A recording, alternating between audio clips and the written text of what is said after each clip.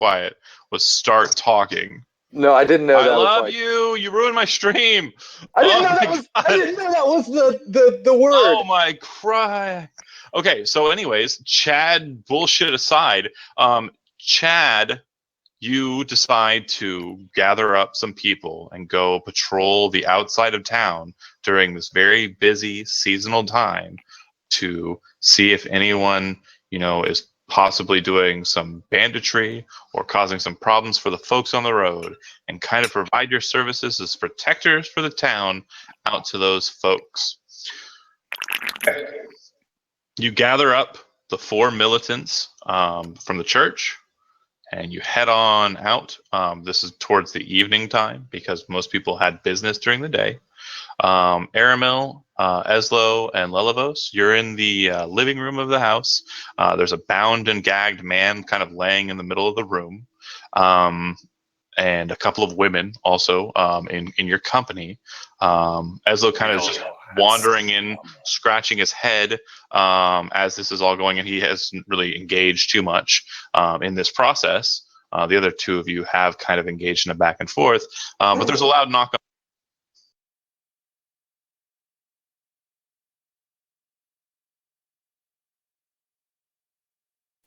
Like a knock, knock, knock on the door.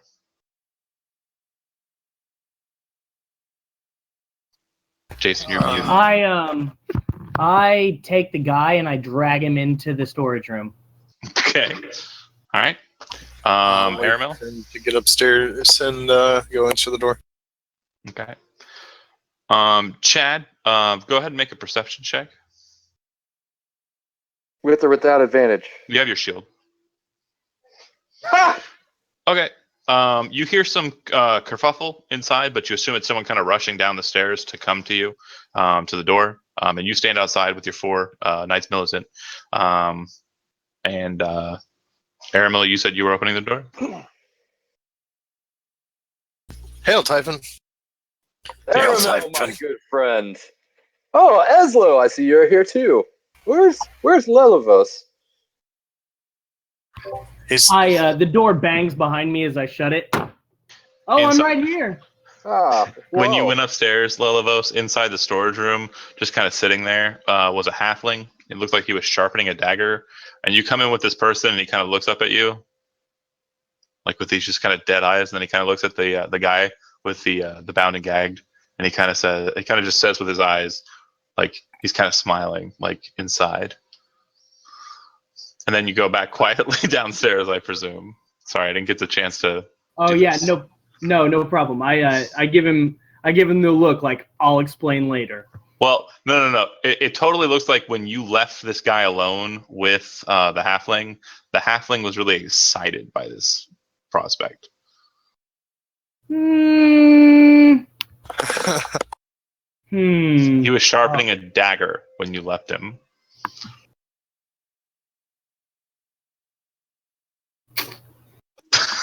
Do you stop and think about it for a second? Okay, so insight would tell you that the halfling, Lonk, does seem to have kind of malicious... I can't leave him up here with him. Like, don't kill him. If you say don't kill him, Lonk kind of gives you like a disgruntled, kind of like just crestfallen look on his face, and he kind of throws the dagger into the floorboards and says, "Fine." Thank you. Yeah. There'll be plenty more to kill later. Sure. You couldn't stay away too long, Typhon. Outside of the house, not entering in after Typhon, if he does enter in, are 4 members of the Knights Militant. So these individuals are wearing kind of a high-polished armor, white tabards. In the center of those white tabards is a green stripe that goes from neck to crotch. And in the center of the chest on that green stripe is the cross of Averia, which is a cross with a diamond pattern around it. Basically a plus sign with a diamond around it. Who are your friends? They are, they're members of the church. They've been entrusted to me. So they'll be accompanying me.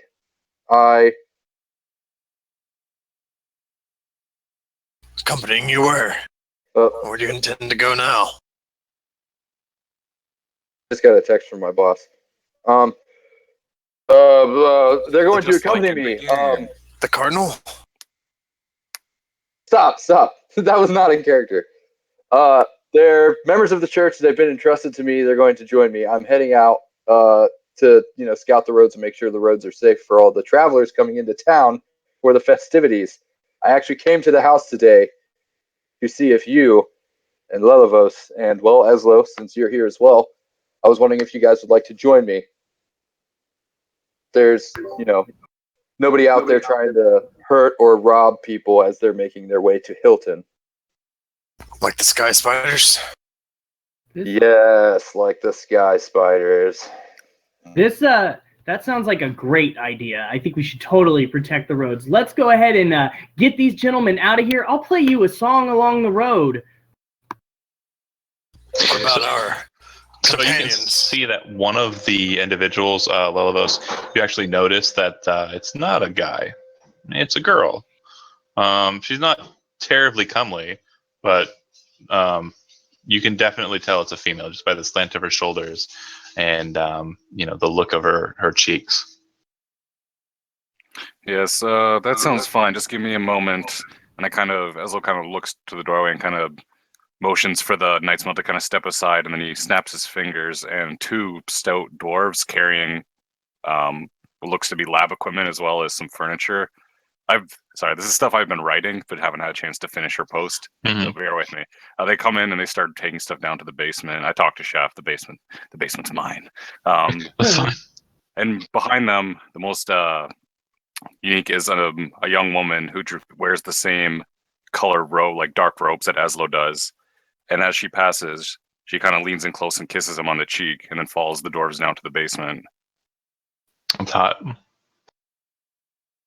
One of our companions here. Airmal motions to the ladies that are in the living room or the dining room. There's giggling coming from the dining room. It seems like they have kind of come up with some sort of just simple game to kind of entertain them while you guys are gone. Yeah, the girl that came in with my dwarves, she's not like the same ones that Lelivos was with. No, understood. For my own persuasion. Yeah. You guys will see it later, eventually. It'll make sense eventually. You're trying to form your own little stable. I get you. I apologize to the other soldier. I'm like, I meant no offense, my lady.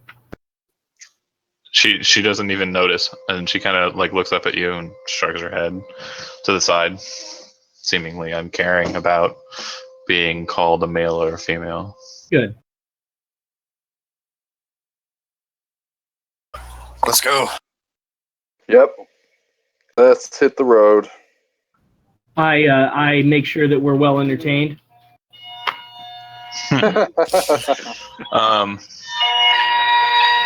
Oh my god. It's real.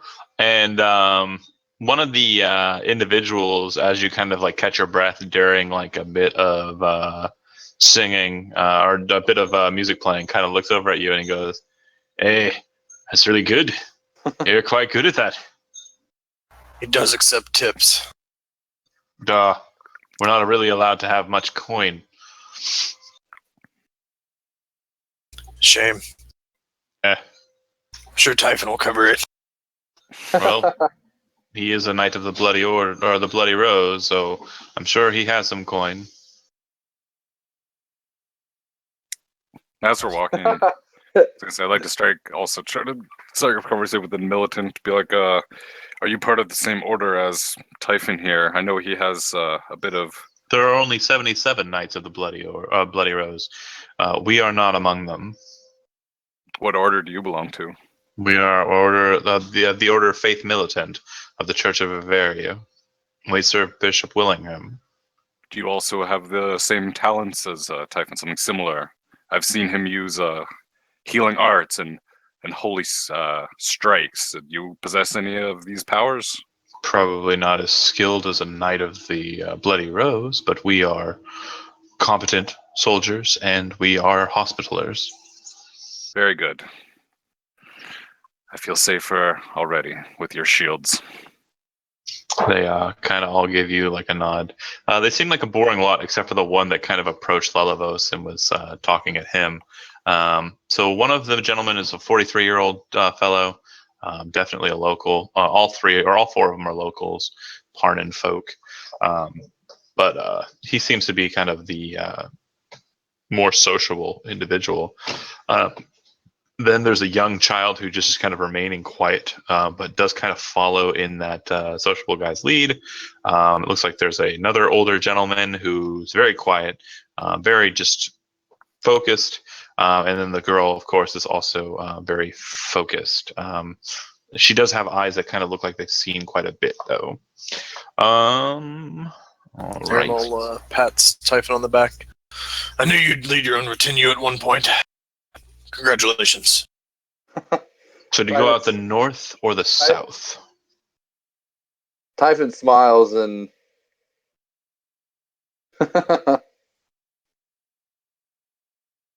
Where are we going on this adventure? North or south? Chad, that's to you. North or south?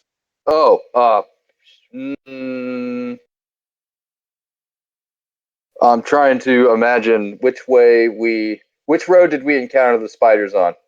South. Okay, which road are most of the travelers coming from? South. You can do it. I believe in you. I was going to say that sounds like a very easy decision, sir. North it is. Whoop, whoop, whoop. Break the mold. We go east. Nothing happens. Let's sit here for 2 hours. No, I did that last time I played. No, thank you. No, you did it for more than 2 hours. See, the difference between me and the other DMs is that I have a hard cutoff time. I will make the game stop. South period. Road.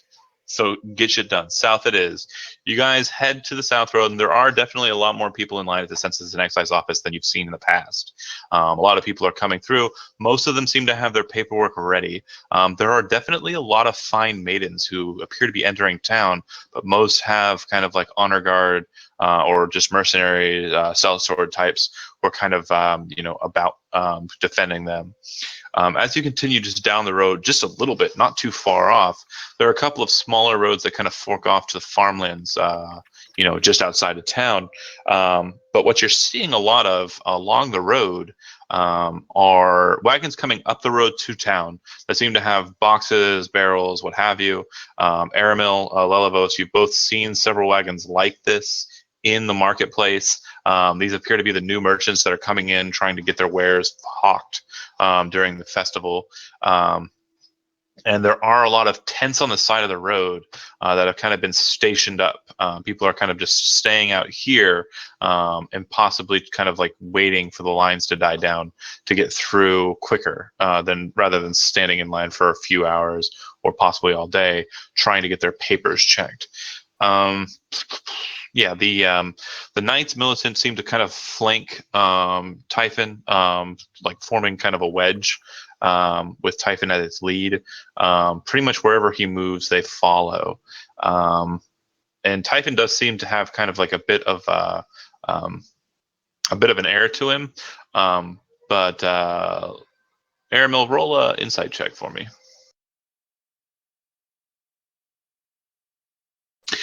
Every so often, you kind of catch this look on Typhon, like he's kind of, I don't know. There's just something off about Typhon. Like he seems to be going through the motions and trying to play up, his charismatic nature. But every so often, when someone's not looking at him, you notice that he's kind of like his eyes are kind of wandering to the ground, and he's kind of just like thinking in on himself or something.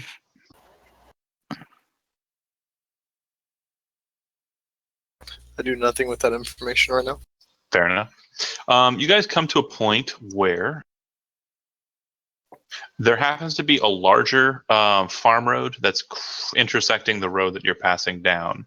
As you guys head that way, you see that there are 3 town guards kind of walking about in this intersection.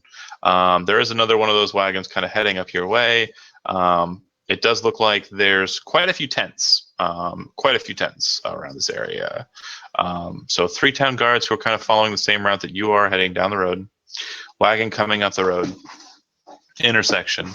On your right side, there are some kind of just hoveled tents that look like they're just kind of formed of sewn together hides. Then there's a really nice tent that's kind of colored green.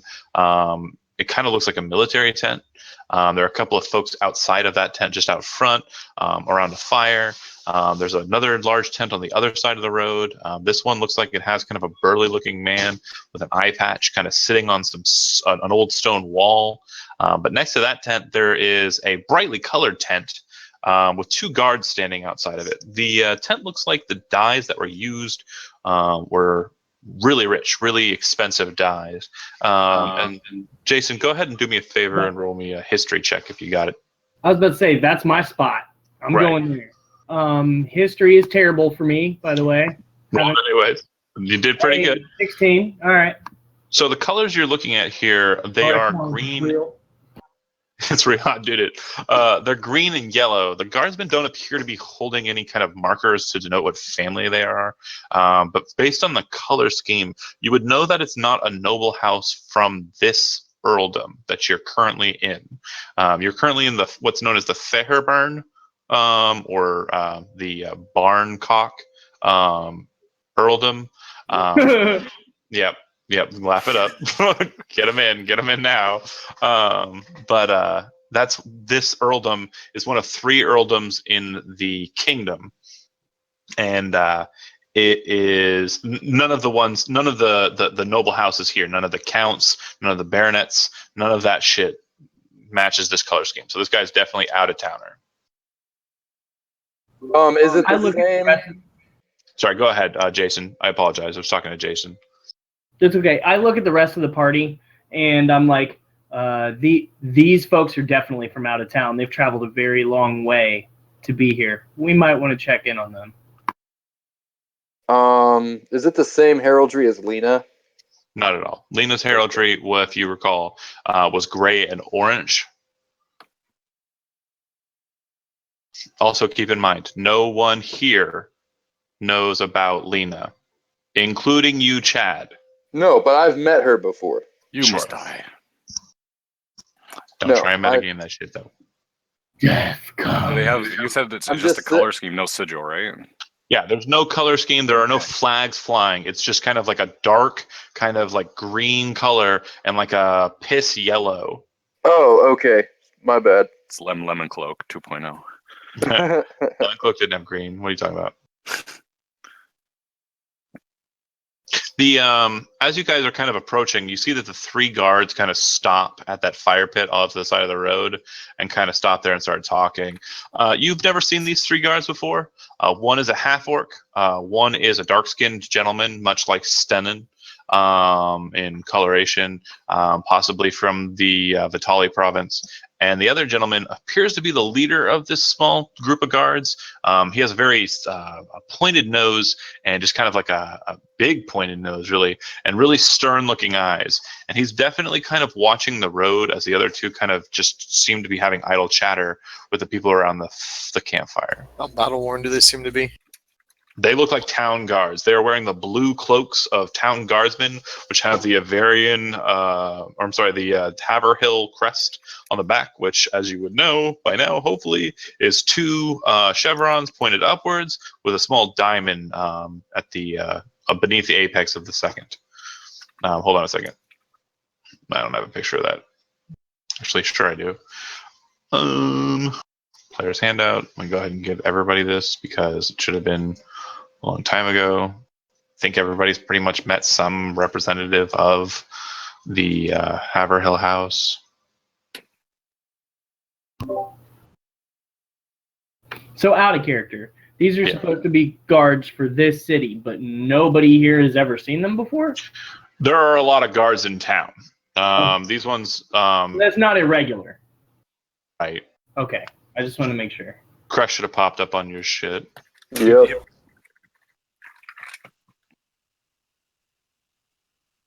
Typhon approaches them. Says, "Hell." The one that's actually not having conversation kind of looks at you and says, "Hail." I didn't expect to find town guards out here on the road. Why wouldn't you? Well, you're town guards. You guard the town. We're guarding the town. We've been ordered by Lord Haverhill to make sure that no ne'er-do-wells enter the town from outside. The ranks of our town guard have been bolstered by the mercenaries from the forest camp. And you, he kind of looks you over real quick. Typhon, the knight of the Order of the Bloody Rose, correct? Ha! I'm flattered you recognize me. Well, it wouldn't be too hard to recognize a devilkin in such a town. Not too many of your kind travel about, other than one mysterious one, but besides, the point is, you're the only one with regal bearing. He kind of nods at you. Typhon Ezra's kind of returns the smirks to nod. himself. I kind of know the other tiefling he's talking about.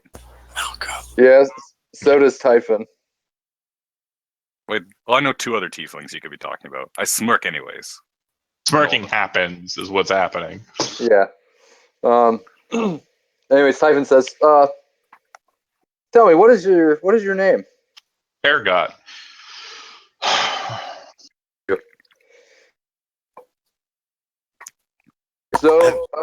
So wait, this camp is still like, it's pretty much just like right outside the gates, correct? There are several camps. This is just down the way a bit. Maybe you Okay. probably walked on the road for about 30 or 40 minutes. Alrighty. So have you guys been stationed here for how long? We're not stationed anywhere specific. We're just walking up and down the roads, and also just making sure everyone is informed as to what the process will be once the festivals start. This road will have to be cleared in the next 2 days, as the Enclave's representatives will be entering into the town at that time. The Enclave? Of course, the High Elvish Enclave from the Highwood. Have you not heard? Aaron cringes a little bit. Am I in earshot of that? 'Cause Yeah, for sure. I absolutely make a mental note of that so that I am definitely around to greet them with the best performance of the bagpipes that they have ever heard. Have you not heard? He says, inquiring.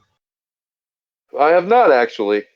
Oh, yes. I don't know if many people in the lay folk know, but someone of your ranking should have heard by now.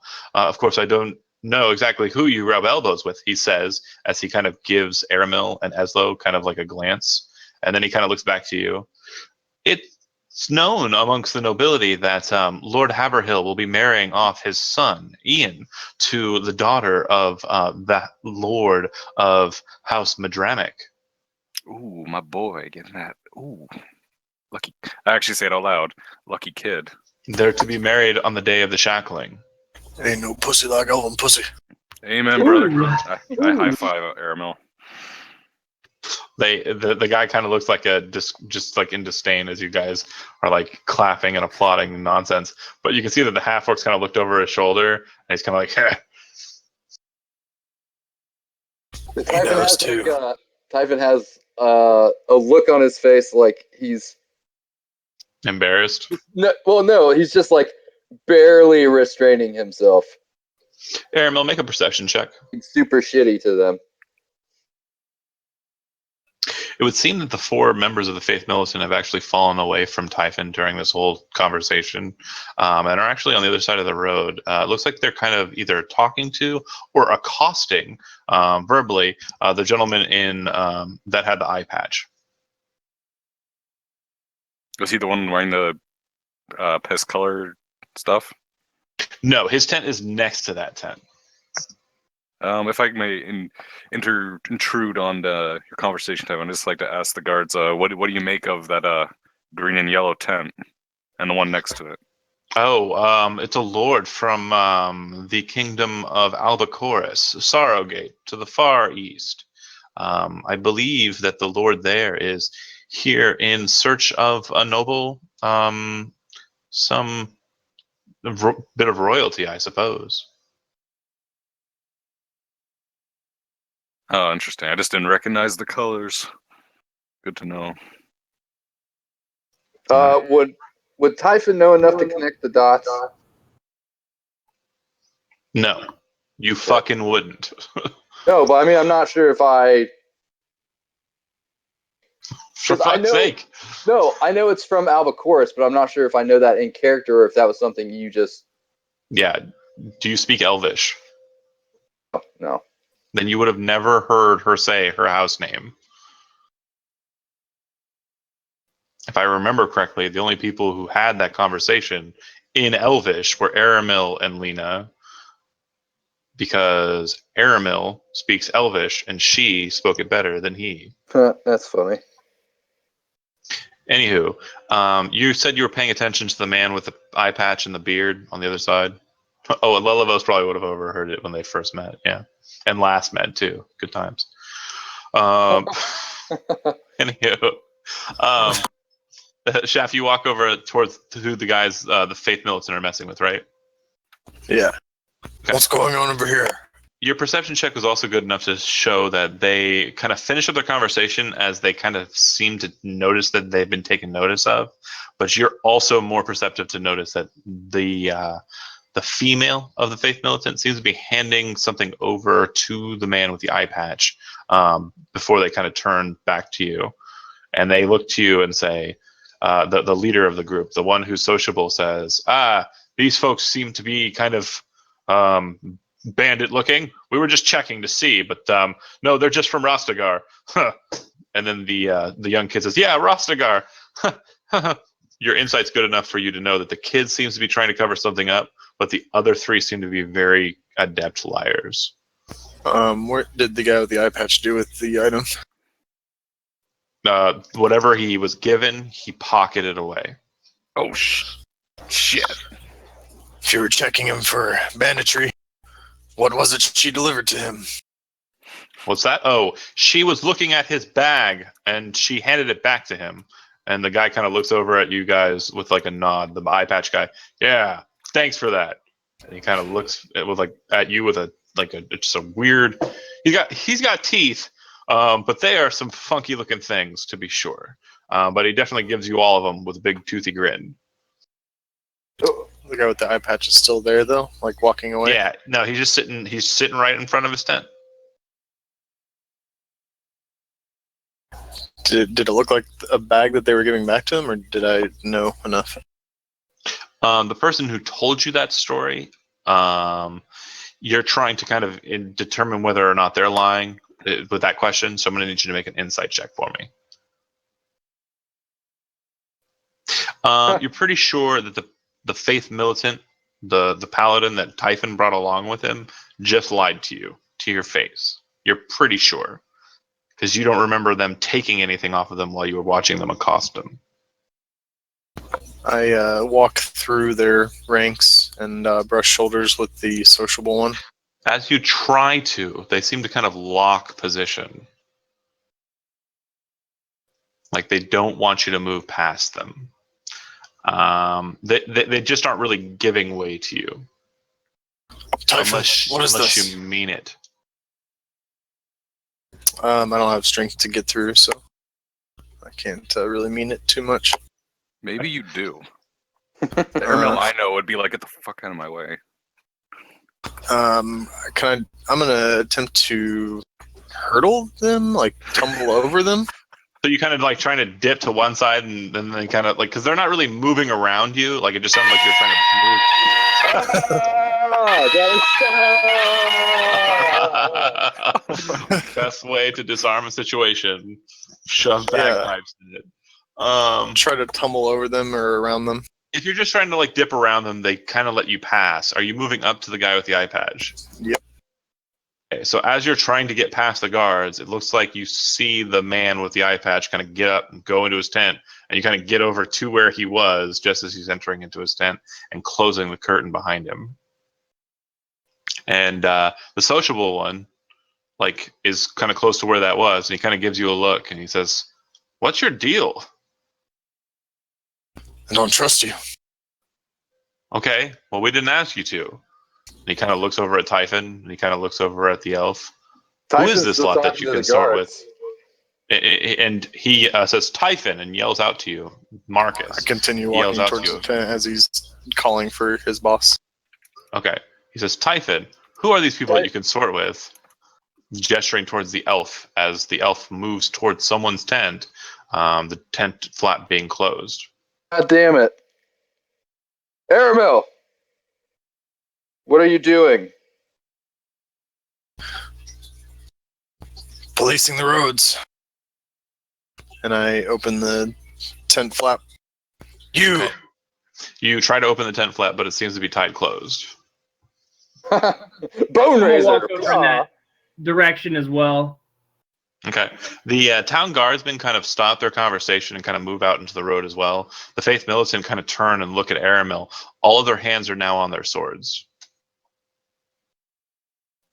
The lead guardsman looks over to the militant and he says, Marcus Gale. And Marcus kind of looks over at the lead guardsman and says, Hail.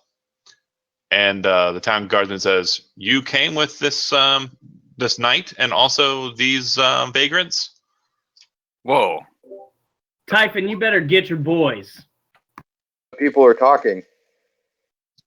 All right. So Typhon steps forward and, kind of pushes the Knights Militant aside and says, stand down. You say that to the Faith Militant? Yeah, I say, stand down. They look I at walk you over to- and they say, we're in the right here, Lord Knight. Yes, but there's no need to draw arms. I'll take care of this. Fair enough. If you wish forward. to act in discretion, we will leave. And they place their hands on their sides and start walking away from you all. You won't leave. They turn and look Typhon. back at you, and the town guards look at you and kind of raise their staffs up, and they start jangling them. Hold! There's no need for this kind of business. Typhon, Yes, Aramo. What is going on here? the ones that you brought in your retinue here just delivered something to the man in this tent. I intend to find out what it is. He blatantly lied to my face and said that he was checking his bag. It was an obvious lie. I saw this one, and he points to the woman, hand something over, and the man stashed it in his garments. And I'm going to find out what it is. Until then, Typhon turns and looks at her, and he says, Right back at you. I've known Aramil long enough to trust his word on these matters. Marcus looks at you and kind of true? steps in between you and the woman as you try to finish up that sentence. And he looks at you directly, and he steps forward and says, the church's business is not this vagrant's business. We will be on our way, and we will report this to the bishop. And they turn angrily and start walking away from your group. Do you continue to try to assail the tent? John, just out I of do. curiosity, is the bishop the guy who hates me? Or would... No, the bishop has Maybe you never should met leave you. it alone, No Aramo. haircut. Maybe you should just leave it alone. So that was Marcus. You've never met the bishop. Sorry, I'm thinking of the guy with the weird haircut. Yeah, different guy. Okay, so sorry. No worries. It's a bunch of Yeah. assholes in this game. So that was Marcus that confronted me. Marcus was the one that stepped in between you and the female paladin when you were trying to confront her about what Aramil was accusing her of. All and right. he said to you, the church's business is its own, not that of some vagrants. Very well. The bishop So will be why was I hearing not- of this, and then they left. Oh, these I'm cunts. already on really good terms with the bishop, so Yeah, they have no problems with you. You're easily wipeable. I mean, what? Well, that was embarrassing. it's your To be call. sure. What? So the Hey, tent still you know remains what? closed. Stop. You know what? Considering my NUE and considering how just generally frustrating this is, yeah, fuck that noise. When he turns around and starts trying to walk, Typhon's going to grab his shoulder and turn him back around and The say, second you church's do, the business- other three have drawn their Why was I not- swords. The other three are drawing their swords as you touch Marcus like that. And their swords come out, and you can see that all of them have a fine blue glow to them.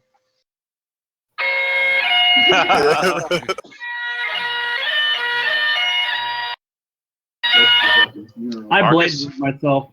Marcus looks over his shoulder at you. The town guards are now kind of leaning in with their staffs, and they're like, whoa, whoa. And a bunch of people are kind of backing away, right? Like the people who are in their tents are kind of backing away. Marcus looks over his shoulder at you, and he says, If you want to discuss this further, you may discuss it with the bishop. Very well. Be on your way. They wait. Are you going to Do you stay back- or are you going to go? Do you back away from Marcus? Oh, yeah. Well, when he stopped and addressed me, I took my hands off him. They shove their swords back in their sheaths. The blue glow goes away, and they all kind of walk back down the road. Before they leave, Aram will say to Marcus, "Your dishonesty will not be forgotten." Are the guards and the soldier dudes are all leaving? I thought No, it was the just guards are still there. The guards are still there. The Oh, faith militant were the ones that left. I expected more from the Church of Averio. So did I. Yeah, me too. Or me three. Urgot kind of looks into Typhon. He says, "Do you have this under control?" Well, apparently they were dispatched on some business that I was You feel not a privy nudge at the to. side, at your side. Just somebody nudges you as you start to talk. Any one of you three can be the one that nudges. Not me. I'm at the tent. I got this. I got this. Okay. Nudge me. I'm in the bagpipes. He just nudges you really quick, like you're saying too many words.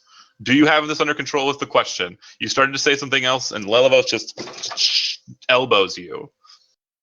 Yes. The guards kind of nod. Good thing, knight. We'll be on our way. And they continue back up the road in the opposite direction of the faith militant in the town.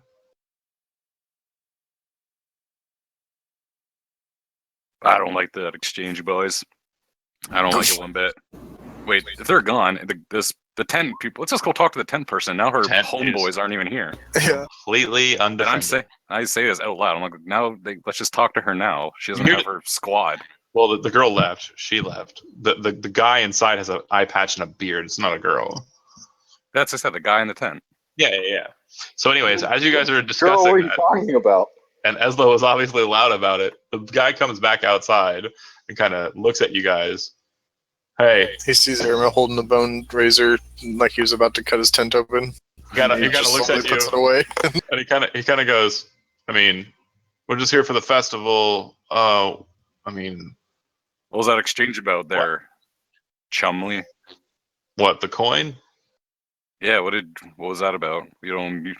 I don't know. If it's that important to you, he kind of throws you the bag. I look inside.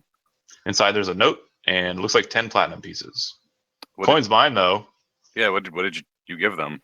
I didn't give him shit. Well, why would they give you 10 platinum for nothing? For shit. I can give you Looked shit like right there now. was a- Give me 5 minutes. Looked like there was a note in the bag. The girl told me to read it. What does it say? I don't know. I read it. It says, kill the noble in the tent next to yours. Are you gonna do this? He kind of looks at you. Well, how much did they pay me? A lot of money here, boy, Typhon? but it's the 10 platinum. Are you gonna do it? He kind of looks around. Are the town guards anywhere nearby? Is Typhon nearby? Yeah, we're all surrounding this guy. No, man, I would never do that shit. What the fuck? What do I look like? Some kind of bandit? He Oh, totally good. I'll be looks like a confiscating bandit. this as evidence. That's Wait. She gave it to me, though. Come on now. No, this is Yeah. conspiring against a noble, and I think I'll. Wait a minute. have Who to- are you? Who Hold are on. you even? Hold on. Some Typhon guy in takes the black bag and robes. Typhon says, I'll be I confiscating am- this as evidence. Hold He on, kinda- hold on. he I'm kinda a looks at- squire to a knight of the Bloody Rose. He kind of looks will do justice. He 'Cause looks that's at you what guys. us knights do. and he goes. I apologize. I didn't know you were his squire. The Order of the Bloody Rose is so hard to pick out from a crowd. He kind of. I wear a lowers. fucking badge. Yeah, no, that's fine. He kind of, but you're also a demon man. He kind of like lowers his head and he like, hold on, shh, listen to me. He lowers his head and kind of like places his hand on his forehead and he says, "Look, it's really hard out here, man. We traveled all the way from Rostigar, and we don't have too much money. And this festival, I mean, there's a lot of things interesting to buy, and we're probably going to need our money to get back to Rostigar once the festival's over." And he kind of looks up at Typhon with like these puppy dog eye, and he kind of just says, "I wasn't going to kill the guy, but I mean, I really need that coin." You have any herbs? Herbs? Sounds like you might have some herbs. What do you mean herbs? Aramel's looking to score some weed. Oh, never mind. I mean, he kind of looks at you and he's like, "You mean like devil weed from the province?" No. He kind of, Really on the plug. Really on the plug. I mean, so he kind of looks back to the tiefling. I mean, it would be unfair for you to just take that coin like that. It would be. She gave it to me. I mean, sure, whatever Typhon problem is you have is really, with her. really pissed off. Like, oh my god. Typhon is so pissed off right now. Typhon fucking throws 2 coppers in the guy's face and says, "Go buy yourself a clue." Takes the Did bag. you really and throw walks them at away. his face? No, I have the What's up? bag. I have the money. I'm master or whatever. Well, he said Well, copper. There's no copper in that bag. Let your squire hold the bag.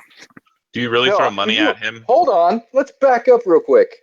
So he was saying he was going to Did you really First of throw all- money at him? dirt at his feet. Okay. Hold on a second. Because I asked what the note says.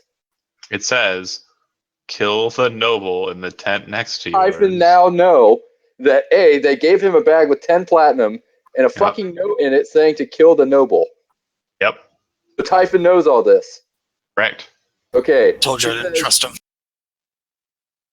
bag. We can still go chase him down and kill him right now. No, let's get the noble on our side first. I got evidence that someone's trying the church is No, trying to assassinate him. No. Yes, yeah. I'm gonna get in good standing with a noble family. No. I don't know about you That's a guys. good idea. Yes, yes. Oh. Like, why wouldn't we get in good standing with help the people who are about to get assassinated? Because that is going to complicate matters that are already getting very dicey. I don't think Like- we can't take on the church, the 3 of us or the 4 of us. No, that's not what's going on. That's not what I'm getting at either. The bandit looks. You don't know where I'm from. The bandit looks at you. The guy with the eye patch, and he says, "Look. I understand that this whole situation is really complicated. Okay, I get that. You guys are throwing coins at me. You guys seem really angry and upset by the situation. But I'm going to tell you something. I plan on going into that festival, and I don't have too many stories from the road, but this is a really exciting story to tell." And he kind of looks at you. If I had that coin, I'd probably be able to buy enough beer to keep me shut up throughout the entire festival. Me and my boys wouldn't say shit. Your boys? What were you saying anyways? That you were gonna kill a nobleman? Oh, I I wasn't believe gonna it kill would be a nobleman. bad idea, sir, for you and your boys to say shit anyway. Look at what the situation you're in. What are you gonna do? Kill us here on the road? There's so many people that'll see it happen. You murder a person on the road. We could. What are you I'm thinking? trying to threaten him. I'm trying to persuade him. No, persuade is not the one. I want to intimidate. We could. That's better. All right, hold on a second. Let me do this right. Persuasion is, a different matter altogether. You want to tell him, "You fucking idiot, we got people to roll. You want to scrap? Let's scrap." Yeah. That's fine. I'm keeping this money, by the way. We could buy another house with this. God damn it, Eslo. Okay, so I'm going to give him advantage because of the situation. I mean, yeah, you do have more people than him, but yeah, you are on an open road and murdering a person's kind of a silly plan. So here we go. Oh, it's rolling to nonsense. You did it. Aramil, we don't have multiple rolls. just wanna We don't roll it. bandwagon. It's not what we I do. just wanted to roll it. It's fine. You're good at it, but if you're watching the stream, you would see that it rolled to the GM thing, and I did beat him. So he kind of laughs in your face and says, "What are you going to do? Murder us out here on the road? Fine, do it, Knight of the Bloody Rose. Is that why they call you that? Because you're murderers? Everyone in town's going to hear about this." Making friends everywhere.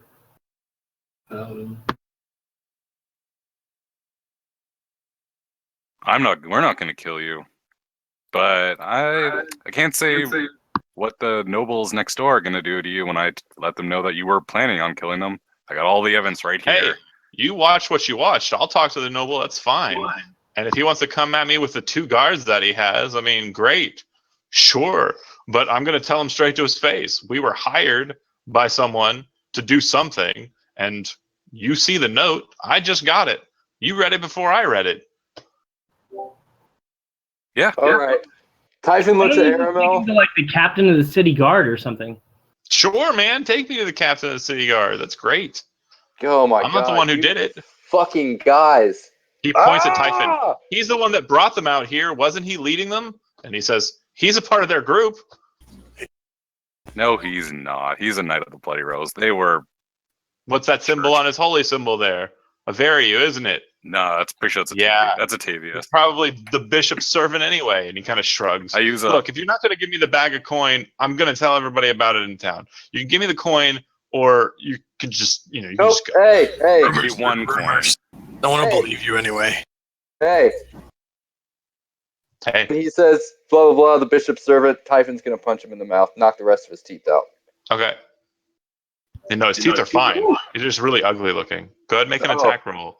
So you are proficient with your unarmed strike. Just make a regular attack roll, and then your damage will be 1 plus your strength modifier.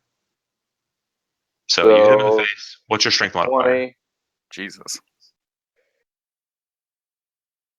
What's your Crit-tastic. strength modifier? 3.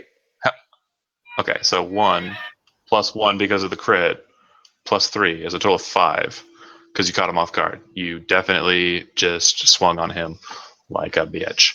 All right, you hit him in the face. He kind of goes, "Fuh!" and spits a little bit of blood out of his mouth, and he kind of yells out, "Guards! Guards! This knight has assaulted me!" And the guards aren't too far gone that they can't hear him yelling for them, and they start heading back in this direction. Okay. Get some. Now the persuasion can come into play. Could have punched him in the face with his sword. I think he tripped and fell. The guy kind of sits down on the stone wall, unless you're continuing to move in on him, but it does look like he takes a defensive posture before he moves and sits down on the stone wall. Do you move in on him any further with punching, or do you just let him have it and then Typhon stop? points a finger at him and he says, I will hear no more from your mouth. Town guard walks over and looks at you. Lord Knight, you do know that accosting civilians is against the law, correct? This Typhon vagabond.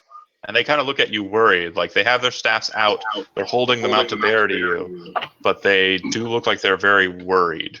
Like they Beware, know that this they man. can't take you. Beware, this man uses his words to enchant and mystify you. Typhon was only trying to silence the crazy witch. The guy kind of spits blood out from his mouth and looks at the bard with like the most confused look on his face. And he's just like, what? And he kind of looks over at the guards. And the guards kind of look at him. Roll a persuasion check real quick. They just nod. They're like, And yeah, he's right. I'm going to give you disadvantage because you totally didn't sound like you were selling it. They kind of look at you kind of confused. And they kind of look at the guy a little bit more warily. But it doesn't look like the leader bought it. But the other two are kind of like, maybe he's a witch. He's a fucking witch. Maybe he's a fucking witch. The lead guard looks at Typhon and says, "Please, in my land, we call those witches." Please, my Lord Knight, you said that you had this under control. There's no reason for this display." And they kind of look, and there are definitely a lot of people watching this happen. There's no reason for this, my lord. Please. Well, I am inclined to agree with you. I was attempting to question this man, and he was being less than cooperative. If it is your wish, we will detain him. It is my wish. The guy looks at you guys and says, "That's fine if you're legitimately detaining me, but you have no reason to." And he kind of stands up and walks over to the guards. The half-orc guard kind of pulls out a set of manacles and applies them to the man, who does not resist. Typhon looks at the half-orc, and he says, "We have more business to attend to out here on the road." Where would you like us to take this prisoner? To the church or to the town guard barracks? Take him to the church. Oh, you goof. Very good. No, oh, you goofed it. Fail. And The church hired him, you goofer. the three town guards start wandering away. No. They stop and they look back over their shoulder. Not the church. Take him to the guard barracks. Okay. All right. You start heading, or they start heading away. We'll see that he is put into a cell by Captain Fark himself. Okay. Who was very the, good. who was the Very leader of the good. guards of those Oh. three? Well, I fucking got. Urgot. Can I fucking talk, you guys? You Go just ahead. were talking. No. You don't get the whole scene. You were no. You're talk. right. There was more instructions. They're not going to take instructions from you. They're Okay. not yours. Fucking They asked you, where do you want us to take this dude? One of two places. You said the church. Then everybody else was like, you're an idiot. And then you're like, no, the town guard barracks, I mean. And then they're like, okay, we got to go now because it's getting late. So take him to the fucking barracks. Okay. Right. I just I wanted to need- give the leader something before they left so that we don't look like morons for detaining an innocent person. Okay. But if we're just going to have to walk Do away, not that's give fine, him the too. bag. Do not give him the bag. Not giving him the bag, I'm giving the town guard, who are pledged to serve the lord of the town, evidence of why this man should be detained, so we don't look like morons for wrongly detaining and beating someone up. You're handing him the Okay. bag with a note in it? Yeah. Handing him the note itself, and I'm telling him this was on this person when we detained him. He has intent to murder a nobleman. noble. This is evidence. Urgot looks over the note really quick, and you can see that the guy kind of looks at the situation as it's playing out in front of him, and he kind of shakes his head. You guys are giving me a bad rap. I didn't do anything to you guys. Why are you trying to frame me for this nonsense? And he looks at the knight Typhon, and he says, him and his friends come over here. Pass me a note. What did I do to you? What did I do to the church? And the town guard kind of look back at him. He shuts up, and they look at you, and they say, we'll make sure that Mercer himself sees this. And they wander off. Well, before they wander off, Typhon says, as you can see, They stop and just kind of shaking their head, look back at you. No. Go ahead. as he was, he looked at the note and all that, and Typhon would say to him, as you can see, matters have suddenly become quite complicated. Thank you. And they walk I would- away. I would appreciate a small measure of discretion. Yep, and they go, and they go, and they go. They Yep, go. And they go. And they fucking go. Okay, just like, I mean, all right. If you felt that was all necessary, it's cool. There's a lot of things in there that was just kind of weird. Anywho, the other guys come out of their tent and kind of sit on the wall and kind of look at you guys, shaking their heads. One of them has like a, pretty large pipe and is smoking on it. They do have herbs. It's probably just tobacco. And one of them just chidily says, you think that's going to help? You think that's going to help? It's no help. Fucking stupid, pompous ass knight. Fucking. And they seem to be cursing you under their breath and kind of talking about you as you walk away. You want to join them? We didn't do shit. Are you going to arrest us too for doing nothing? Fucking I don't church arrest. going. Police Pricks. state. I'm gonna use, Police state. Yeah, please say. I was gonna say I'm gonna use prestidigitation to make his pipe just flare up, kind of in his face, like the little ember that's in it, just kind of Sure. flares up and pop, kind of. Maybe singes his mustache or something. He's got a big old bushy beard, and he kind of like brushes it quiet and kind of looks at you. Yeah, Fucking magic user. Fucking talk to me and Fucking magic user. You're lucky. You're fucking lucky. Fucking lucky the Black Hand ain't here. showdown in the streets. Aaron, I'll roll a perception check. This whole time he's wondering why he wasn't contracted. He said something under his breath at the end there. He said, you're fucking lucky. Something, something, something here. You don't know what he said, though. The guy with the pipe says that? Yeah, as he's brushing down his beard, he says, you're fucking lucky. You're lucky it isn't here. How many people are still watching right now? They kind of like stirred off. The people across the road that had the fire pit that the guards were interested in, they're still kind of watching. And you can see that there's like an old like fence just near where they're at.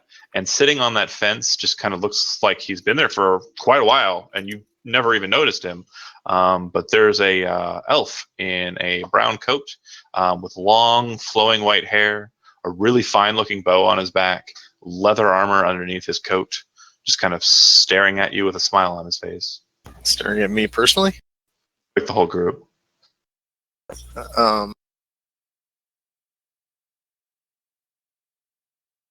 I turn back around to the guy, I guess. Okay.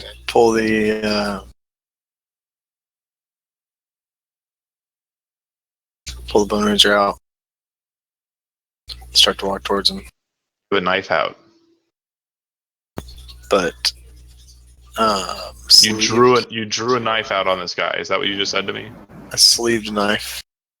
You pull out the sheath of your blade with the knife in it and are holding a sheathed knife. Alright, I put my hands on my daggers and start walking back towards him. Okay. So if you look like you're hostile and you're walking toward this guy, he kind of looks at you with a smile and doesn't seem to change his posture. His arms do cross across his chest, though. I'm lucky what? I didn't. Oh, you're talking about the bandit? Yeah, the guy who Oh, said I you're- was lucky. Oh. No, not the Oh. guy. Not the guy that's just randomly looking at us. No, he just fucking says nothing. Nothing. Go the That's what I fuck on. thought. And I just turn around and walk back away. Yeah, all this unlawfulness is just happening in front of the paladin. It's like, yeah, fuck these guys. They don't have any rights. Anyways, a wagon starts to kind of like trundle on the road. There's not too much room, for him to pass, so he kind of like stops near you guys. Just a young-looking kid with nicely cut hair, leather jerkin, and jacket, and he's kind of just waiting for you guys to move aside, so he can continue on down the road. Looks like he has a number of crates in his wagon, and looks like he's heading into town. Yeah, no, fuck that. There's really no reason to go back out on the road. Now I'm kind of trying to figure out why the fuck the church is trying to murder people. It's a conspiracy. Yeah, So, I mean, it we're is. going in It's this not tent, very right? good. We're going to the tent to warn the guy? I don't trust the purple-haired mushroom head guy. I don't trust him at all. Who did we just lose? Jeff, okay. What? I'm here.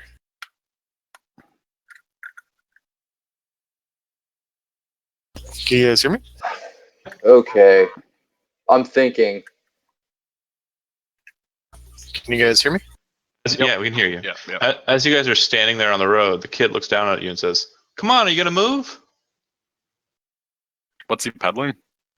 Or what? Doesn't look like he's peddling anything. Or It what looks like kind he's of just wares? got Like, what does he have? looks like a wagon full of crates. Just a young kid with a wagon full of crates. He's got two mules that are pulling the wagon. Typhon steps aside and tells everyone else, move aside. Let the boy through. What wares you bringing in, young lad, young master? Oh, not that much. Just some things. It's mostly just for friends, really. And he kind of just starts like hitting the reins on his mules to go a little faster once you've cleared the way. Unless you're trying to block him and have this conversation. I'm just trying to talk to him. He Looks like reminds me of a young me, starry-eyed little merchant trying to make his way in the world. Looks like he's disinterested in that conversation. Oh, If you'd like to roll insight to see why you might think that'd be the case. I would. I was gonna give him some money to help his his business, but fuck him. It's like, instead, I'm going to run you out of business. Nope, Take all he's your just shit. an You know what? asshole. He's probably got some evil ass shit in that fucking wagon, and he's probably going to try and sell it in town. And he's not a very good liar, and he's trying to peddle it off on people in town without being caught by like the law, like Typhon or whatever. Oh, it's like stolen goods. Yeah, God damn it, probably. you guys getting me in more fucking trouble. He's probably stolen shit. Are you going to stop him, or are you just going to let him go? No. Right. Me, the charlatan, But gonna stop you- someone for selling bullshit. You're pretty That's sure literally me. You're pretty sure that's what he's doing. I smile at him and I tip. I give him a couple gold pieces He to be gives like, you- for your business, and I wink Gives you at kind him. of like a nervous look as he's riding past, and you can see that he kind of constantly looks over his shoulder back at you to make sure you guys are following him. Oh, reminds me of my childhood. So the elf's just sitting over here on the fence within earshot of us as well, staring at us? Yeah. Looks like Just a smile. real asshole. But he just looks like a really pompous elf. Fucking elf. Yep. Fucking elves, man. Oh shit. Is he more definitely pompous looks- than me? He definitely looks a lot cleaner than everybody present, which is a bit weird. But his outfit looks like it's like traveler's gear. Aramil, roll a history check. Boom. So he has a bow and quiver, like I said. His quiver seems to have about 5 arrows in it, no more. One of those arrows seems to have a white tassel draping down from the nock of the arrow.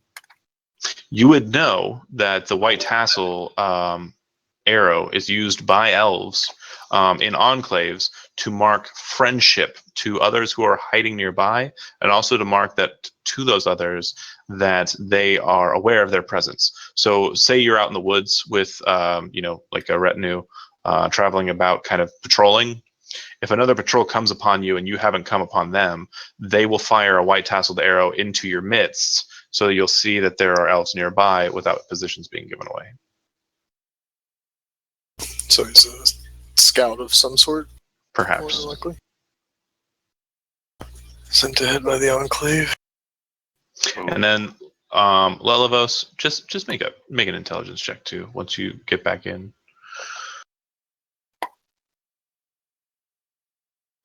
But yeah, other than that, what are you guys doing? Fuck this noise. Typhon's heading back to town. He's gonna try and catch up with the Knights Militant. Sure, they're definitely well beyond, though. Good to have a bit of exchange. Lelivos, I'm going to give you advantage for it because I'm friendly like that. You remember on your way here, hearing about elves that were killed in the Highwood, that were tricked into kind of giving their positions away because of white tassel arrows. Like someone was using the ways of the elves to kind of draw elves out into open positions. Not sure if that relates to this individual specifically, but you do know that there's a bit of a story behind the white tassel arrow. Okay, cool. So I definitely head over to Aramel, and I start talking to him about that, kind of conveying that. He's asking him what he knows about it, so I can get a better version of the story, so that I can tell it later. Mm-hmm. Okay. Better version of as far as the ambushing story? Yeah, I mean, I assume you might know. Maybe it's like an elven thing. I would assume you would know before I would. Right. In character. I don't know if I would, if that happened before or after I left the Enclave, John. Well after. Like, this must have been recent. But I'm not aware of the story. You've never heard of anybody but like using the white tassel arrow to like ambush or like trick a group of elves like this. Basically, the story that Lelivos relays to you, you're kind of like, huh, it's kind of smart. The guy's an asshole if he did it, kind of situation. You want to talk to him? Yeah, absolutely. Let's do it. Not sure what intentions he would have for doing such a thing, but other than just malicious. I guess there's probably treasure to be had. What a man or elf wouldn't do for treasure. I don't know this elf. Okay, Seems so like you guys a are nice house. your I didn't intent. assume you knew every elf. I'm not like. Whoa, Jeez. whoa. I mean, I know from Ontario. just about everything, but I don't know this elf. You guys are finishing up that conversation, like deciding on whether you're going to walk over to him or not. It looks like he's kind of made your decision for you and kind of hops off the fence and starts walking away. All right. All right, bye. Hmm. Hey, you guys, while we're here, I know Typhon he's grouchy now, but I think we should still talk to this nobleman and let him know that someone wants to kill him. Yeah. I think Okay. I think we should do that, and it couldn't ever hurt to really be in good standing with a noble, right? You guys feel me? I feels you. All right. So you guys walk over to that tent. Agreed. Is Typhon still walking away towards the Faith Militant, or are you staying with the group? Fuck it, I'll stay with the group, man. Okay. We With a never huff, have a cool guy. kind with of us. like a I don't care kind of like attitude, he kind of follows behind you guys. You guys walk over to the tent, and it's basically on the corner of the two roads. It looks like they've kind of set themselves up in a pretty defensible position, except for the fact that the back of their tent is adjacent to the back of another tent, the tent that the bandits are from. Or the guys you presume are bandits. The two guards outside of the tent, as you approach, immediately drop their sword staffs, which, just so you know, the Avarian sword staff is a sword stuck on a quarterstaff and locked into place. It's literally a long sword and a staff combined into a polearm. So it's a It's spear. I statistic, want one. I That want is one. unwieldy. statistically, it's a glaive. But the swords are not just any sword just shoved onto the quarterstaff. They are specially designed. It's an Avarian sword staff or spurred staff. I want one so bad. They cross their blades and kind of look to you with determined eyes, and it looks like they are prepared to keep the means of entering into the tent barred from you. Typhon takes the lead and he says, "Well met. A matter has come to my attention that I wish to discuss with your lord." You do not know that we have a lord in our care. Who are you that assumes that that is the case? Complicated situation.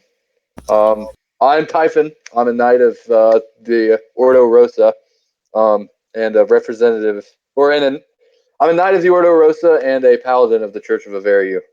From inside the tent, you hear the following. We do not answer to the knights of the council. Oh, The- I have no wish the, to make demands. Guards, step forward, please. Do not make a scene like you did over there. Oh. Just be on Oh, your way. you saw that scene. I'm kind of intervening here. You saw that scene over there? Correct. Well, we can be on our way, but just so you know, that man who was taken away at our behest was planning to kill your What- lord and master right What here. proof of that do you have? Ha ha ha ha! I pull out the sack. This is what he was being paid No, with. you gave We the sack. confiscated it from him. You gave Quite the a sack bounty to if the you look guard. inside. He looks Oh. into the bag of coins, looks back to the tent, and you hear, "A bag of coins is no proof." And the man throws the coins back into your hand. Wait, did you give the guard the whole bag, or did you just give No, him I gave him the letter as evidence. Oh, Oh, fuck. yeah, the letter is off with the town guard. Yeah, okay. All right, well, I'll explain. All right, I'll explain how I had to give the letter as evidence so he could remain detained. And if you really want us to go, we can go to all that trouble and we can get the letter back and bring that here as proof if that is what you wish. But I simply wanted to behest a You hear warning from to your outside. lord. You hear from inside the tent, just a cutoff before you even get to the end of the sentence. I'll be completely honest. I just don't want to be in the company with peasantry like yourselves. Leave. Ha!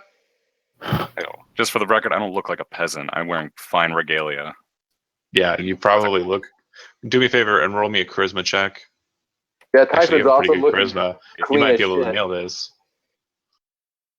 I mean, Typhon's Damn no it. peasant. So you definitely have the highest fashion you could find in Hilton, backwater town in a earldom that's hardly important. The only notable city in this place being Stormloft. Chad's a little bit more dressed to the nines, but he's already announced himself as a knight of the council. So this noble doesn't seem to give a shit about him. But as though, yeah, you look like a person who went on a shopping spree with their mom's credit card. You get my meaning? Yeah, Get I over know. it. I'm just sad that of all my stuff could have been lit because Could've been charisma is my stat. And then the guards look to you and say, in Elvish, "Good day," and step back to their positions with their sword staffs held to the sides. The fuck you say to me? In Elven, Aramil replies, "Be on your guard. He was not the only one in his group." We've had our eyes on again in Elvish. We've had our eyes on the tent next to ours since we set up here. I have no doubt in your skill. It was a sweet. Just be aware. The we way only he came to offer a warning. real quick, blah blah blah. Back to me.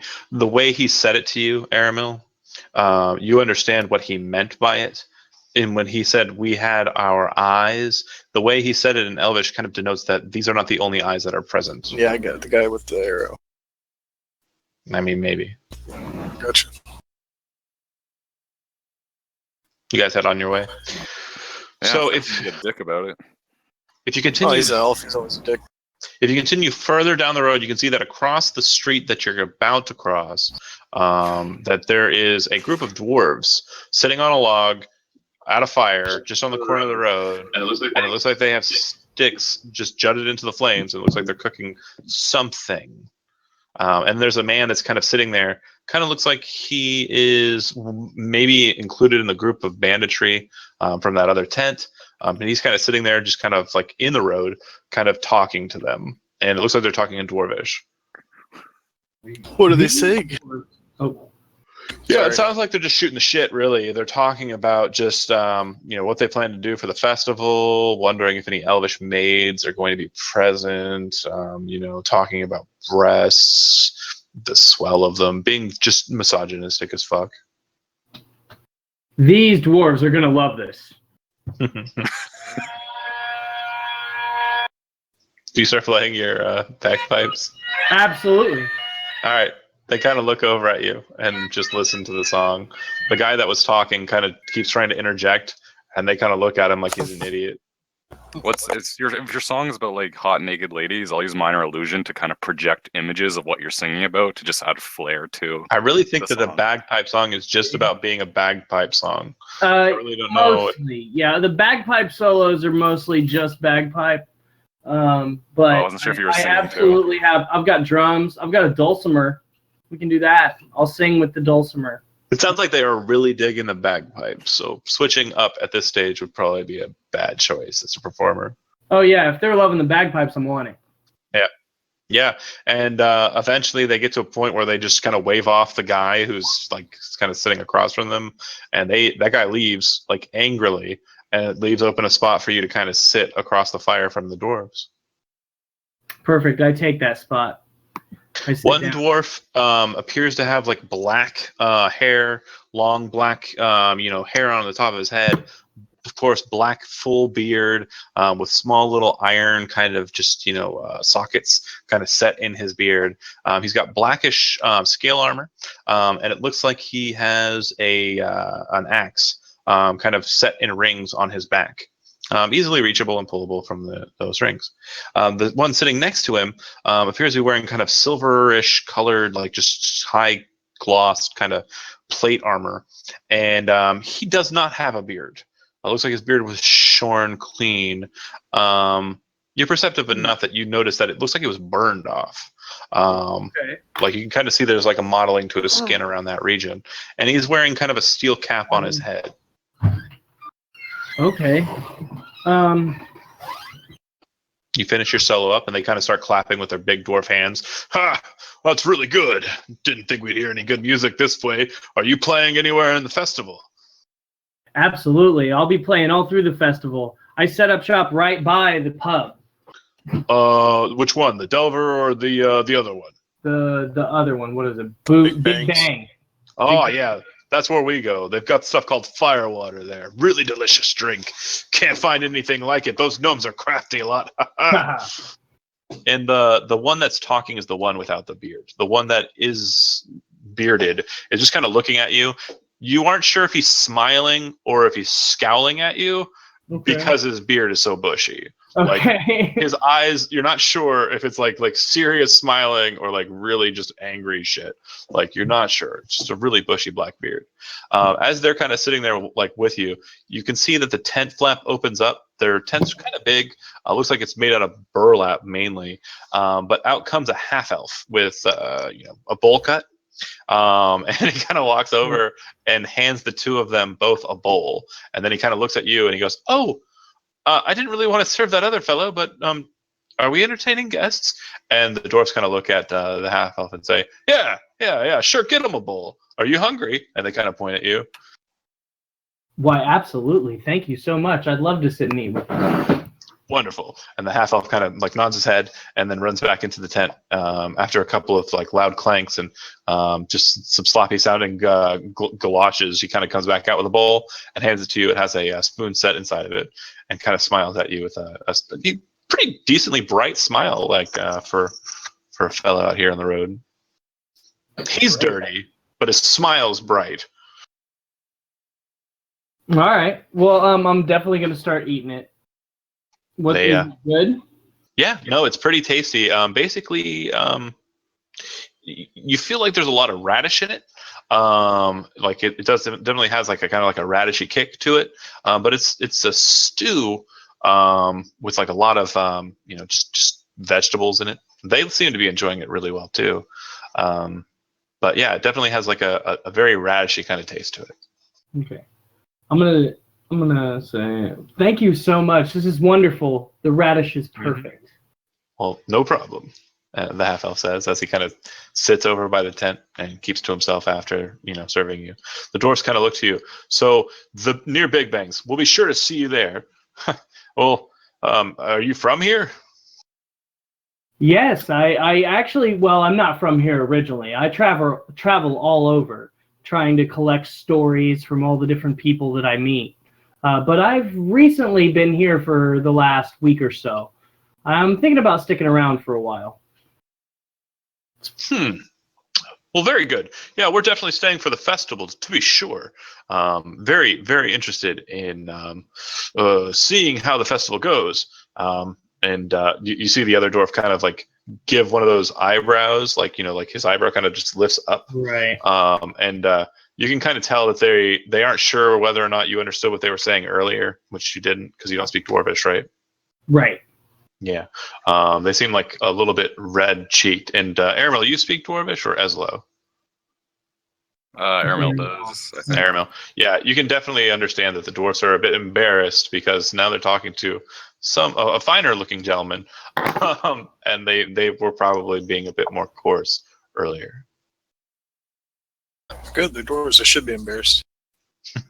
But Stubby legs and all. So what's your business here? What are you? Did you come just to see the festival? Or did you bring wares? Oh yeah, we're here for the festival. We're coming up from Seagard. Figured we'd stop here for the festival and then head back on the road. We're going through the hard road, the Hardlow Hills. I don't know if you're familiar with it. We're taking the King's Road out to just before the Galatia region, and that's where we're going to dip off south and head towards Mount Storm's-Eye. It's another dwarven hold, if you're familiar. Just barely. I try to, over the next bit of time while everybody else does whatever they'd like to do, I try to get information from these dwarves about just like stories that they, maybe have done on the road and just try to get like a feel for them in general, develop a rapport. Absolutely. I feel like they might be up to something. I'd like to get a better read on them. Go ahead and roll an insight check for me real quick. Terrible. See how it goes. Woo. Okay, so this is what you get from them. 20. So the half, basically they're very open with their story, and they basically like pass back and forth with you conversation. Eventually, they get so comfortable with you if you stay there for long enough that they have the half elf go in and grab a pony keg of some stout, and they set you up. But it would seem that the half elf is a servant who was gifted to them by their father in Seagard. So slavery isn't really like legal in the Parnak kingdom. The dwarf holds are different. They don't have slaves. They have indentured servants who basically, for one reason or another, depending on their tale, are indentured to a dwarf and are kept to do like things dwarfs don't like to do because fuck that shit. Like cook in this case. It would seem that these two dwarfs, they are going to Mount Storm's-Eye to reclaim a bit of their own family like ties there. The dwarf with a black beard, who isn't talky at all. You may hear like 2 or 3, maybe 5 words out of him the whole time, and it's usually like a huh, and then a word. Like very gruff guy, but it would seem that he is of House Splintered Shield, and House Splintered Shield was an important house in Mount Storm's Eyes region, the Dwarven kingdom there, but was kind of migrated out and kind of bred off to other families, and they're going back there to kind of get their shit back. But the reason why that you get from them why they're here is not just because of the shackling. They're actually looking for any kind of dwarvish relics, Durganin relics, or any kind of things of note that would help them and their claim to their nobility back in Mount Storm's Eye. So they're looking for some sort of relic symbol yeah. of. Is that information being shared? This is how badass our house has been forever, right? Correct. Yeah. So that's what you're built in. Or just to Elevos, or was that open information because we're all around the campfire? They're talking loud, and Elevos doesn't speak Dwarvish, so they're probably saying it in common. Word. Can I interject and ask, what would you have in exchange for these items of Durgadin? No, we're not really looking to barter. Probably just gonna go find one. They kind of shrug. Never mind that. I mean, shifty. I guess we could put up some coin, but it's not really what we intend to do. And the gruff dwarf kind of elbows the talkie dwarf. He says, I didn't mean to say coin. I meant gemstones. We have some gemstones we could push off for something. What do you have? It's not worth it. No, it's just what I look for is I'm a purveyor of magical goods and wares, and a simple coin and gems do no longer interest me. Yeah, if we had something magical or worth anything to you, we could probably use that for our bid. He kind of shrugs. Alas, such is life. Yep. If you know of any places where these are, I do have a band of fellows that could probably easily go in and get the items for you so that you can enjoy the festival. Out of character, like Durgadin's hammer that's like in our house. Yeah, that'd be perfect. Or Durgadin's spear that I have tucked under my robe somewhere. Perfect. The place would be the redoubt, which is where the other group's at, Jason. They're getting all kinds of Durgadin shit. I'm saving my spear for my boy Kenji, because I know he's got that sweet, sweet, uncommon shit. So, yeah. Anywho.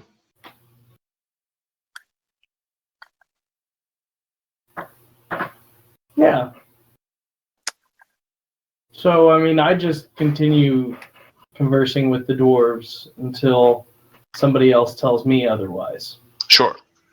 Typhon, you're kind of just standing around still? It looks like... I'm kind of afraid to do anything because I've already made myself look like a fool, lost all my followers. Apparently the church wants to kill me, nobles hate me, guards think I'm a menace to society. Am I an Oathbreaker paladin yet? No. You're just a very confused individual. I haven't even pulled out the big guns. Oh, okay. Go Grey Guard! Go Grey Guard! They're called Oathbreakers in this. Same diff, I guess. It's the same difference, pretty much. Do you like what I did with the half-elf's name? You said the half-elf, he's like one of their thralls, right?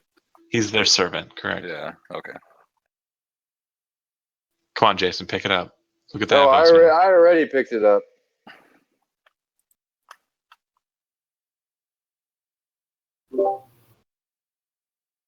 I'm not picking it up, bro. Lelevos backwards. Lelevos backwards. The half-elf's name is Lelevos backwards. Nice. Savalel. Okay, I see. Muff. I didn't even see the chat. I was like... Grown. I didn't even see the chat at all. Damn it. Fair enough. Anywho, you shoot the shit with these dwarfs, and dark begins to set in. Like, you guys left out in a pretty late hour anyways, because this is furniture day. This was also kidnap a dude day.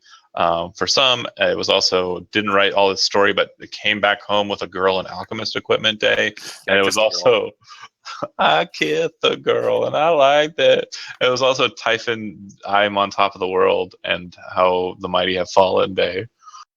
Yeah, I feel like you just set me up to fail. No. I set you up to pick sides. Kobayashi Maru. Yeah, not You gonna always, happen. you always There are have no to pick a no-win side. situations. Change the parameters. Correct. That's exactly 100% correct.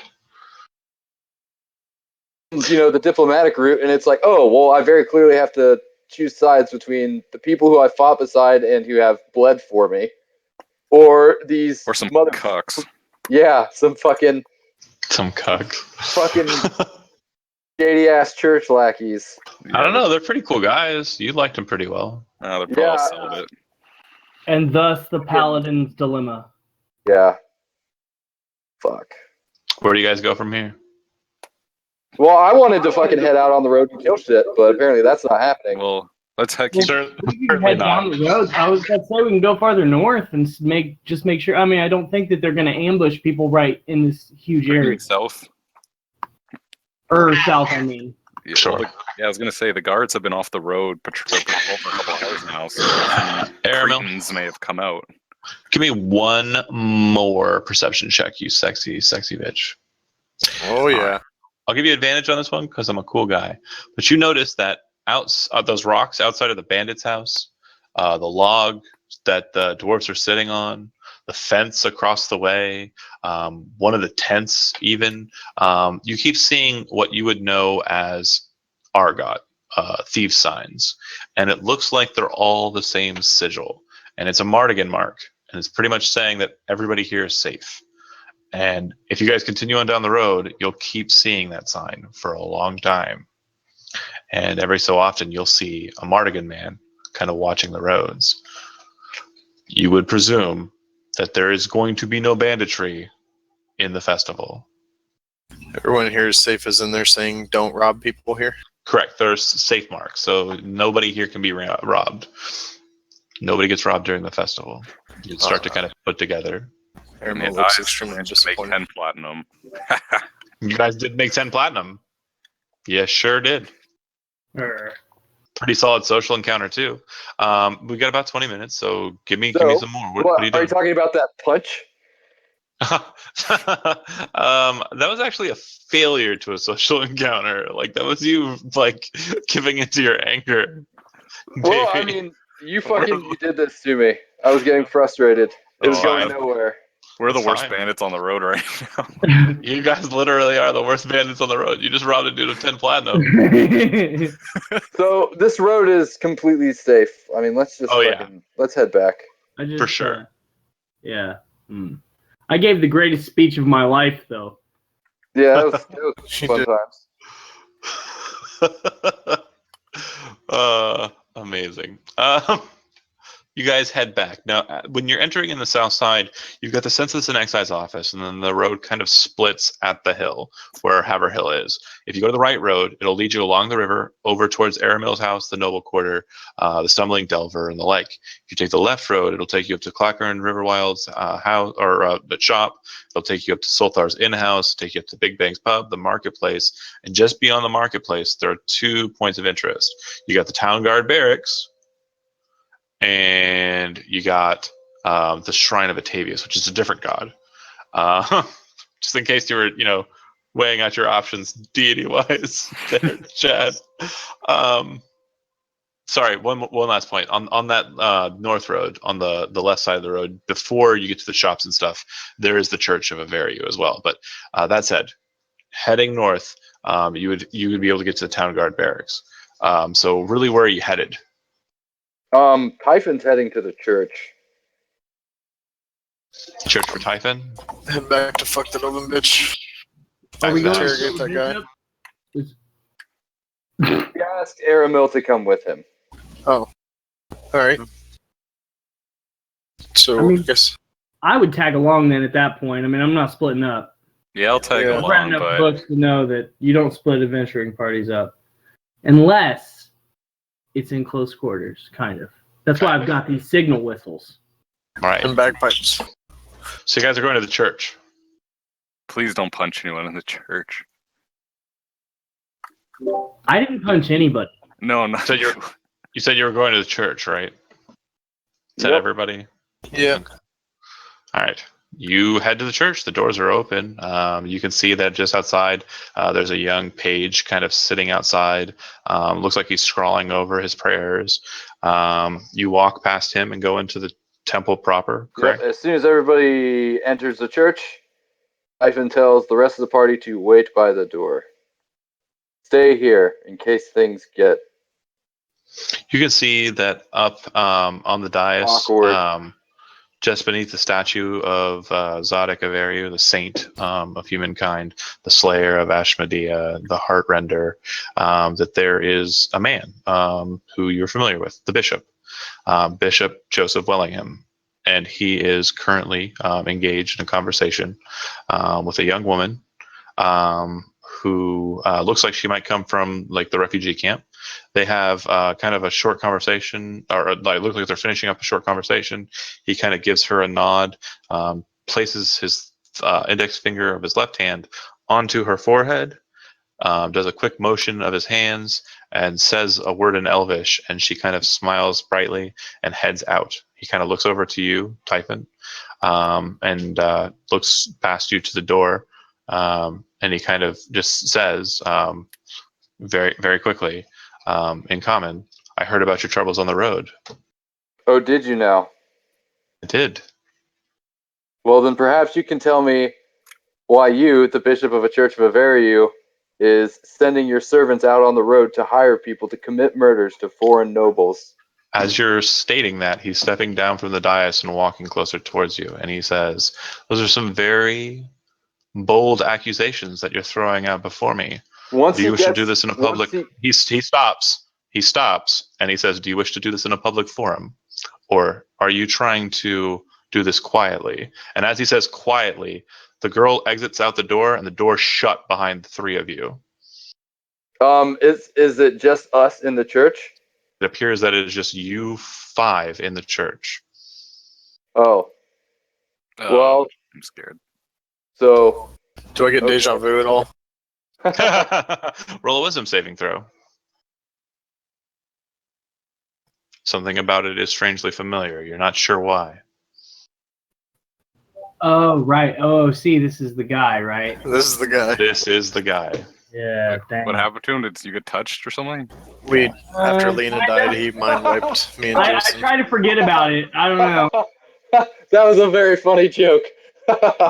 Did you get touched? Typhon kind of glares at him, and then I use Divine Sense, because something is definitely very wrong. When you cast Divine Sense, he does not glow. But you notice that when you immediately do, that you are actually surrounded by darkness, and you feel confused and actually like in kind of this weird state, like something is around you, two somethings that are actually snaking around you. At this moment, I need you to make 2 wisdom saving throws. So is this like, when you say surrounded, are you saying like Like me they've been personally? around you all day. So 2 wisdom saving throws? Correct. Fuck me. You already Anybody got failed the first one. inspiration? Don't need to make another one. The next feeling that you feel, and you're the only one that sees this happening, these 2 snake-like entities seem to have human-like figures as they kind of snake around you, trailing with their weird etherealness. I cast protection from evil and good. You did not actually cast that, because the second that you failed that save, one of them entered into your body and took control of you. You felt this attempt before, but the last time you were protected by a spell from your deity.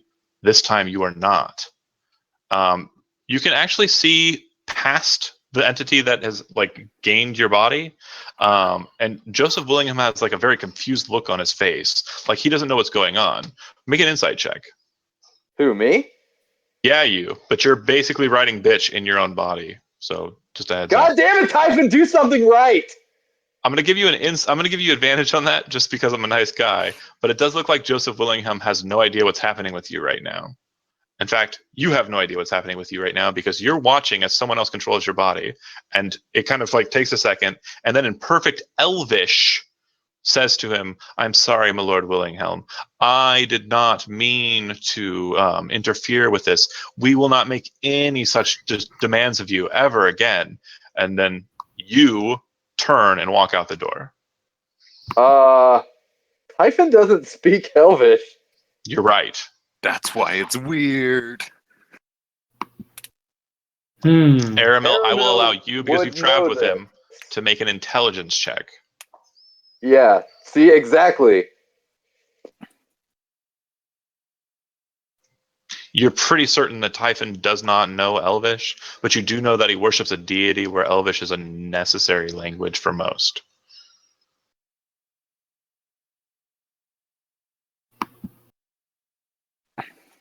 I will kick you in your elf nuts.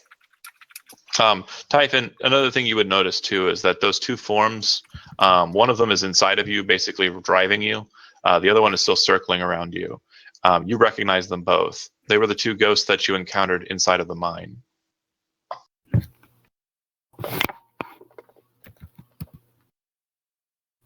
All right, Typhon seems fine, and he's leaving with you guys out the temple doors. God damn it! Anything else from you guys? When do I get to make another saving throw? I say so. I'm gonna assume he's figured it out, and I'm gonna go with him. He's All right. hey, he's the paladin, you know. I only came Doesn't here he 'cause stay there? wanted to come. Like, doesn't he normally sleep in the in the church? He walks over to you guys, and just seems to be walking right past you. Like he doesn't even recognize you. Just walking out into the world. What? Like almost like he's got like almost a blank stare. No. He definitely looks like he has purpose in his eyes. Oh god. Typhon,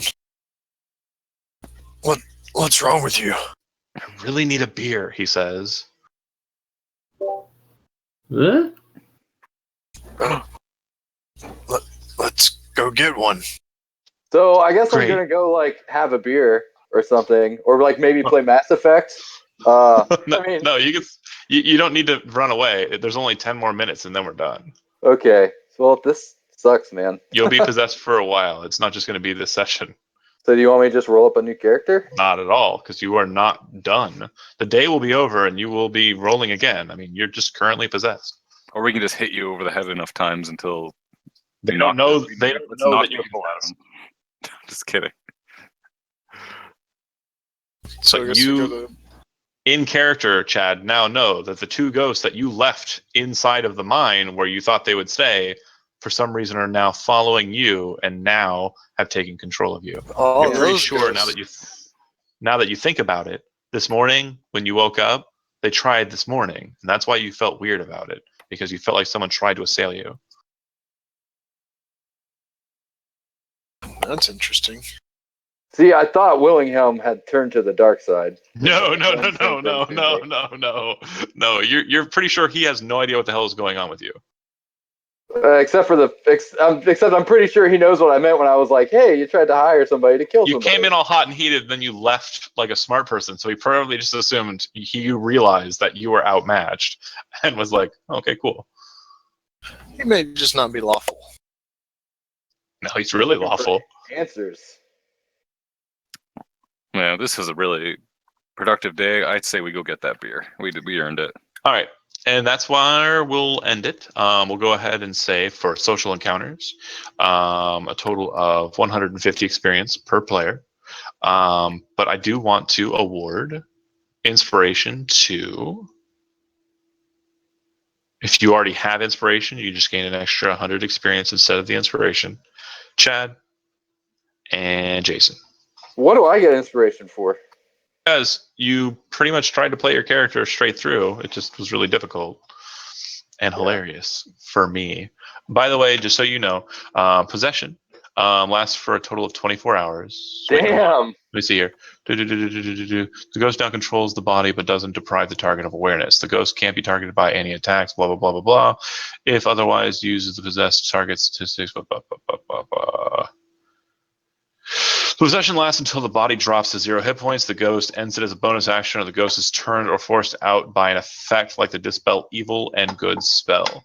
When the possession ends, the ghost... So it's actually not a 24-hour duration. It just happens, and you don't get a new saving throw until I decide I want to leave you, or someone helps. Are you gonna write up a post as Typhon? I might. I haven't really thought that far ahead because right now, like, I didn't think it was going to happen because you have really good wisdom saving throws. So I'm really just kind of ecstatic, to be honest. Well, I only have proficiency in them. I actually don't have any bonuses to my wisdom Oh, score. no shit. Okay, well, it just every time I've tried against you in the past, it's fucking failed. So Yeah, I'm but pretty. that's because I had protection from evil and good up. Last time you tried, it just bounced right off me. It's fucking banshees. They're ghosts. They're not banshees. But yeah. They've been following you ever since the mine burned down. Oh wow! But yeah. I'm surprised I did. Okay.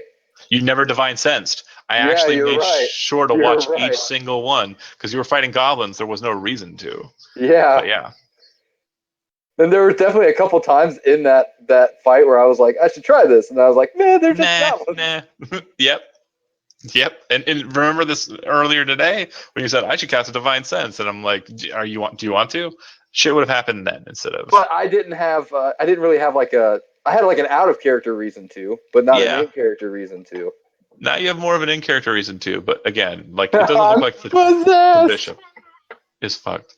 Yep, you are currently possessed. So again, when you do want to play your character, you will be playing your character, but you will be writing bitch to me. You'll still gain experience. That's nice. The ghost will leech experience though, from any fighting or stuff that it deals with. But we don't even know who the ghost is, so we'll see how it goes. Hey, John. Yeah. The Hold on, I'm gonna kill the stream. Thanks for watching, Ian. Probably not even Ian.